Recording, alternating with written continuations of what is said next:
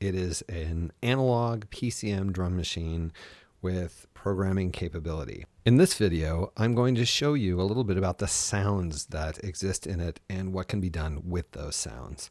Okay, let's just run through these sounds to hear what sounds are present on this drum machine. First, we have an analog kick. We have an analog snare. We have an analog low tom.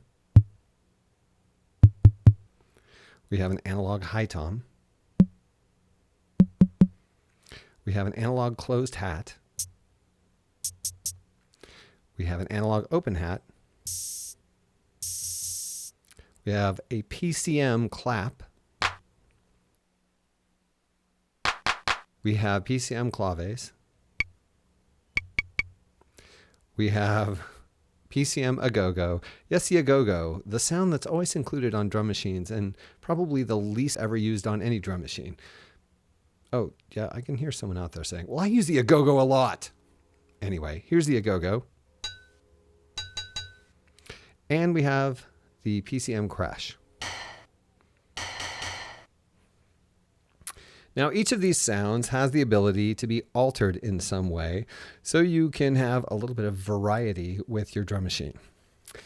There's a lot of functionality here, which I'm about to show you, that allows you to manipulate the sounds. First, I want to point out some cool things about what's happening. If I am pressing the kick button, you can see this light going off right here on the button. You can also see this selection light, which means this is the instrument that is currently chosen. And you can see up here in the kick section, this transparent knob or translucent knob lights up every time I hit it. This is really helpful because it allows you to see which instruments are being used at any given point, which can be really helpful when you're trying to ascertain what is going on.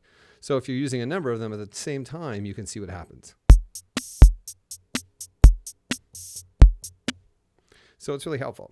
Okay, here's your kick. With the kick, you have three different settings. First of all, let me set this, I don't know. First of all, you have click.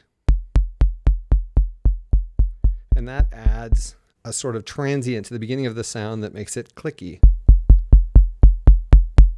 As I turn it up, you can hear a distinct click. Turn it down and there's no click.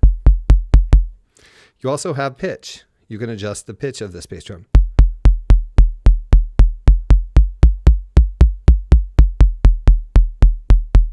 So there isn't a huge pitch variance in there, but you probably don't want a huge pitch variance because then it stops being a bass drum.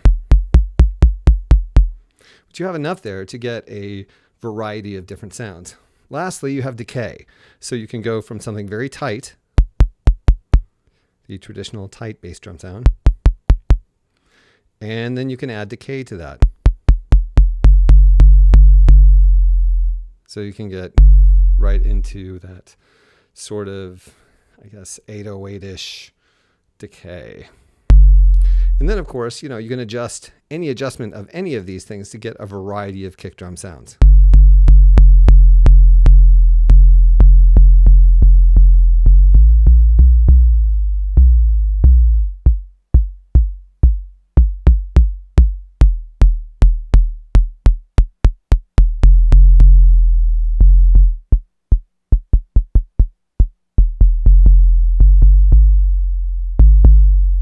So there's a lot of sounds you can get out of this kick drum, and it is, because it's analog and just the way that they've designed it, has a really full low end.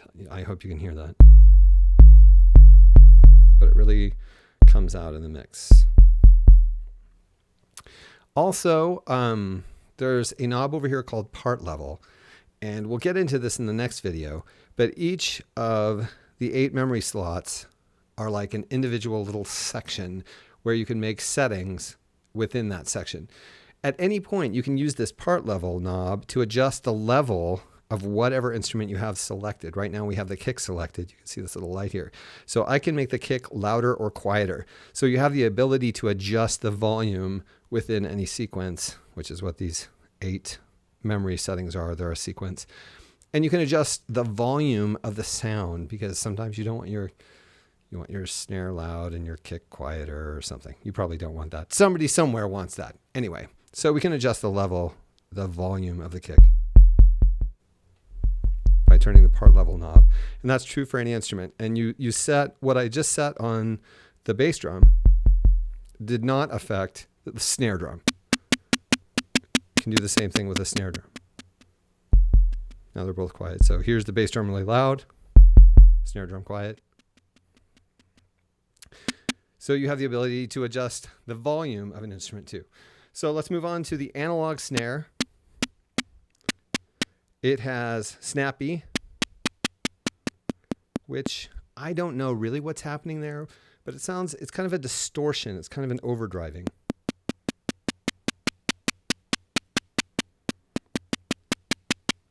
You have pitch. Let's give it a little decay so you can hear the pitch.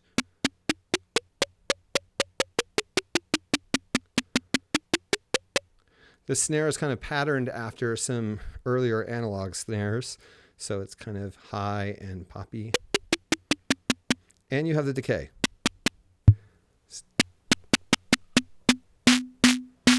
And when that decay is really long, you can hear what's happening with snappy, which is that really interesting distorted sound. There's no snappy at all.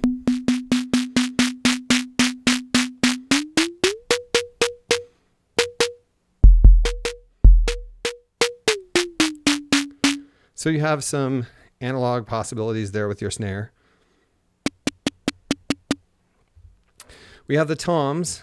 This is the tom section. Both toms are included in here. You can adjust the pitch of the high tom.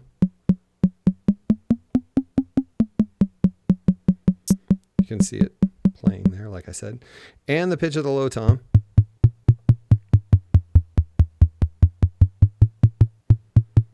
And the decay of both toms together.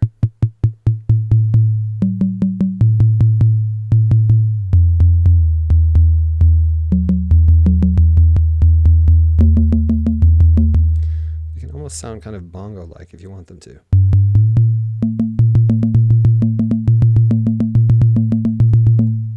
But yeah, you have the ability to control their decay.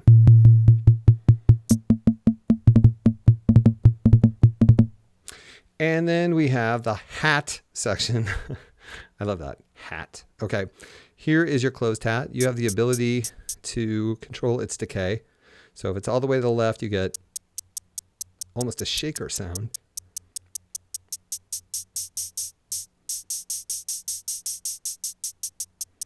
So, as you can see, that gives you a wide variety of sounds to choose from.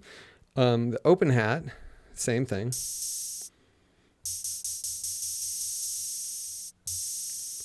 It gets pretty long when you have the decay all the way up. So you can effectively simulate your opening and closing hi-hat, because I know that's so important in electronic music. Just kidding, but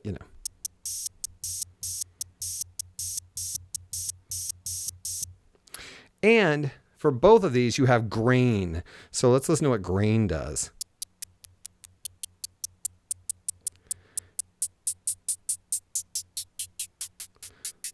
It's almost like a ring modulator. It's some sort of modulation that is giving us sort of a metallic sound, and you can adjust it.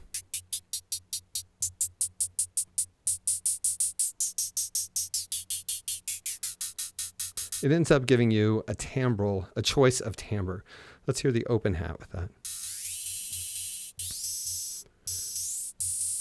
There's kind of a pitch element to it too. That's pretty cool.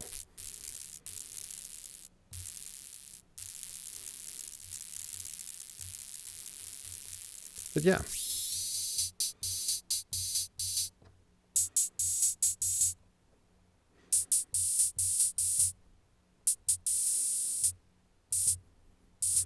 And of course, when you press the closed hat, it cuts off the decay of the open hat, which is traditional.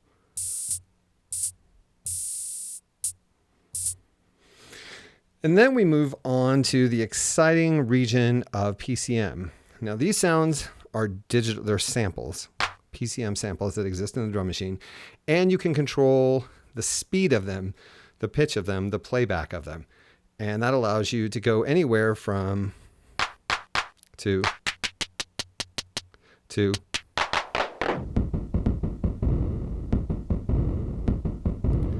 So that's really cool. You can hear the individual, quote, claps. And wherever you leave that, when you go to a different sound, it's still there. It's like part level. Wherever you leave that, that's where it's going to stay. Let's turn that way up.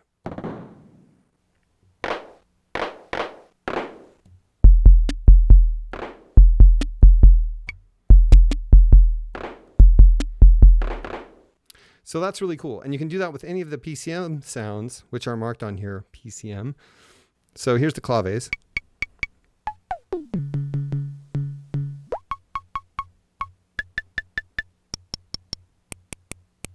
And a lot of the creativity of this device is you're listening to that and going, okay, that's a clave really high and it's kind of like a weird tone or whatever.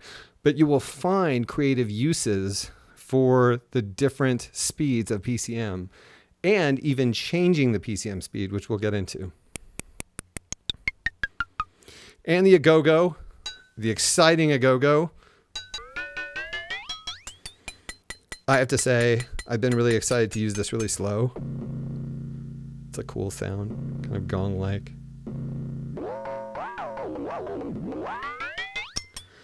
And it's the same with the crash.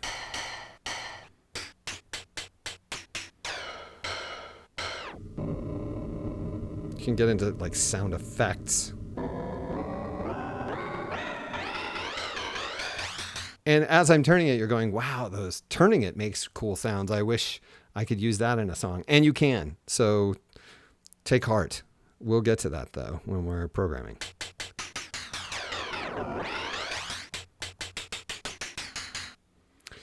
And so basically, those are the sounds that are present and the various parameters that exist in regard to manipulating those sounds to give you a wide variety, a larger drum machine palette to choose from. And let's recall, all the analog section, analog. This is an analog drum machine with a few PCM samples. And that's really cool. And these sounds are really useful.